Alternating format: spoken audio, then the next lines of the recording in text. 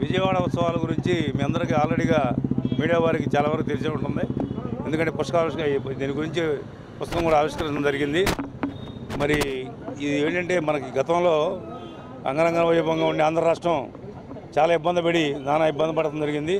మరి మళ్ళీ ఆ పాత ఉత్సవాలను తీసుకొచ్చి ఆ పాత సంస్కృతిని అంతా బయట మెరుగుపరచాలని చెప్పి ఎంపీ శివనాథ్ గారు, కేసీఆర్ శివనాథ్ గారు, అట్లాగే ముఖ్యమంత్రి గారు దీంతో ఈ చొరవతో ఈ కార్యక్రమం చేయడం జరుగుతుంది. అట్లాగే లోకేష్ బాబు, అట్లాగే పవన్ కళ్యాణ్ గారు వీరందరితో ఈ కార్యక్రమం చేస్తున్నాము.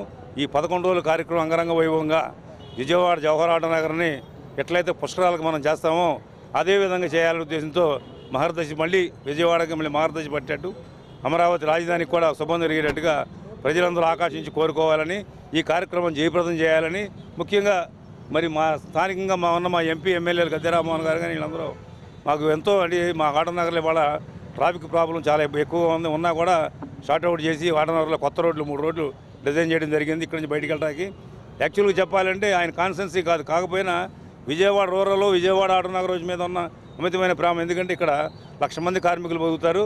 వీళ్ళందరూ చుట్టుపక్కల 2-3 కాన్స్టిట్యూన్సీల నుంచి ఇక్కడికి వచ్చి పనిచేసుకుంటారు. కాబట్టి వీళ్ళందరికీ వెసులుబాటు ఉండాలి, ఎల్టాక్ రాటాక్ అని చెప్పేసింతో ఆ 3 రోడ్లు 100 కోట్లు పెట్టి టెండర్ వెళ్ళటం, కాంట్రాక్ట్ పిలవడం జరిగింది. అది కూడా త్వరితగతిన ఈ రోడ్లు కూడా పూర్తి చేస్తారనుకుంటున్నాము. ఎందుకంటే జవహర్ ఆటో నగర్లో సుమారుగా మేము 1,00,000 మంది ఉంటే మా కుటుంబాలు 40 లక్షల మంది పోతున్నారు. విజయవాడ జీవనోపాధిలో విజయవాడ జనాభాలో మేమే దరిదాపున 40% ఉన్నాము. ఆటోమొబైల్ ఫీల్డే ఉంది. కాబట్టి మా అందరికీ మరి చిన్ని గారు, అట్లాగే రామ్మోహన్ గారు ఎల్లవేళ ఎన్నదనుగా ఉండి మమ్మల్ని ముందుకు నడిపించాలని మేము కోరుకుంటున్నాం. అట్లా ఇంకో విషయం ఏంటంటే రీసెంట్గా ఐలాగా గురించి మాట్లాడడం జరిగింది ఎంపీ గారితో. ఆయన ఎండీ గారి దగ్గర దృష్టికి తీసుకెళ్ళి ఒక 4-15 రోజుల్లో ఈ ట్యాక్స్ టైర్స్ ఏంటంటే మళ్ళీ ఎలక్ట్ చేసి మీరు ట్యాక్స్ సంపూర్ణంగా కట్టిస్తే ఐలా ఎలక్షన్ కూడా పెడతామని చెప్పడం జరిగింది. మరి మాకు ఎప్పుడు కూడా ఎల్లవేళ ఇవాళ ఈ కార్యక్రమం చేస్తున్నామంటే, విజయవాడ మహోత్సవం చేస్తున్నామంటే జవహర్ ఆటో నగర్ దీనికి ముందుండి ఈ కార్యక్రమం చేయడానికి మేము అందరం సిద్ధంగా ఉన్నామని, ఇక్కడికి వచ్చిన వాళ్ళందరూ కూడా ఆటో వర్కర్సే కాదు, అందరూ అసోసియేషన్ ప్రెసిడెంట్లు, సెక్రటరీలు, ట్రెజరర్లు, వైస్ ప్రెసిడెంట్లు, జాయింట్ సెక్రటరీలు పెద్ద వాళ్ళందరూ వచ్చి ఈ కార్యక్రమం చేకూర్చాలని చెప్పి, జయప్రదం చేయాలని చెప్పి చేస్తున్నారు. ఇది ముఖ్యంగా ఏంటంటే మనం ధన్యవాదాలు చెప్పాలని ఎవరికంటే ముఖ్యమంత్రి గారికి విజయవాడకు పట్టిన దరిద్రం పోయింది, ఆంధ్ర రాష్ట్రానికి దరిద్రం పోయింది. కాబట్టి మళ్ళీ కొత్తగా నూతనంగా మళ్ళీ చంద్రబాబు నాయుడు గారు రావడం, మరి మళ్ళీ మా ఆటోమొబైల్ ఫీల్డ్కి అదృష్టం పట్టినట్టు అనుకుంటున్నాం మేము. ఎందుకంటే రాగానే ఆయన మాకు ఏదైతే మన గ్రీన్ ట్యాక్స్ అని ఉండేది, ఎక్కడ 500, 1000 రూపాయలు 1500 ట్యాక్స్ని ఆయన 35,000, 40,000, 15,000, 20,000 వేసారు. ఒక మినీ వ్యాన్ ఉందంటే టాటా వేసి దాని ఖరీదు 1,00,000, దానికి 20,000 మరి గ్రీన్ ట్యాక్స్ వేయడం జరిగింది. అటువంటివన్నీ తీసేయటం. 516 జీవో వస్తే ఆ జీవోను జగన్మోహన్ రెడ్డి గారు మీరు 560 అంటే మీ సగం వాటా మాకు ఇవ్వండి, మీ స్థలాల్లో కానీ మీ వ్యాపారాల్లో కానీ అంటూ చెప్పడం జరిగింది.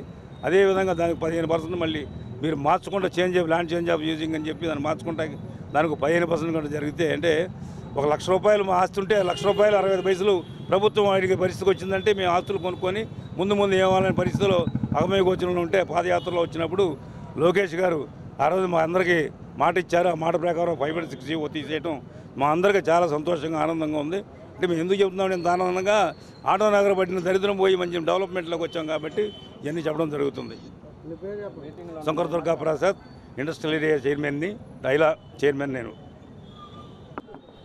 పరిస్థితి చాలా ఘోరంగా ఉంది. మరి ఇవాళ లారీలు వచ్చే పరిస్థితి కూడా లేదు జవహర్ ఆటో నగర్లోకి.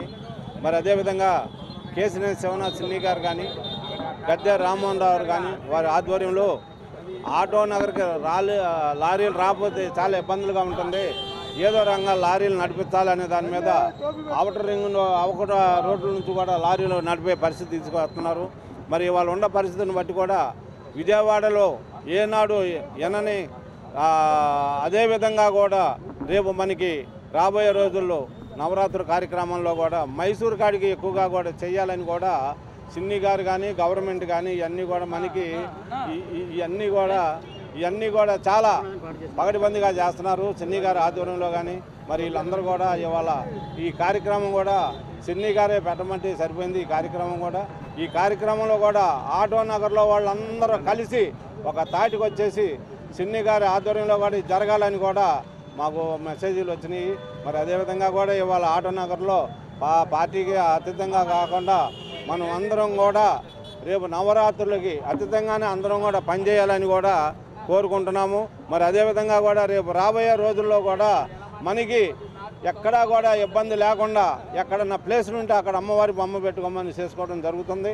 మరి అదేవిధంగా కూడా రేపు జరగబోయే రోజుల్లో కూడా పల్లెపూడిలో కూడా 40, 45, 50 ఎకరాల్లో కూడా ఈ కార్యక్రమం కూడా చేయటం జరుగుతుంది. మరి దానికి కూడా మీ అందరూ కూడా సహకారం కూడా కావాలని కూడా మేమందరం కూడా మీటింగ్లు వేసి ప్రపోజల్గా పెడతాం కూడా జరుగుతుంది. మరి అదేవిధంగా కూడా ఎవరైనా కూడా ఈ 40, 45 ఎకరాల్లో కూడా ఎవరైనా కూడా స్టాల్స్ పెట్టుకునే వాళ్ళు కనుక ఉంటే ఏ స్టాల్ అయినా పెట్టుకోవచ్చు. మీరు ఎవరైనా కూడా ఎంపీ గారి ఆఫీస్కి వెళ్ళి మీరు వివరాలు కూడా తెలుసుకుంటే బాగుంటుంది అనేది కూడా తెలియపరుస్తున్నారు. నా పేరు గొల్లపూడి నాగేశ్వరరావు, ఏటీఎం ఆర్డీ అధ్యక్షుడిని.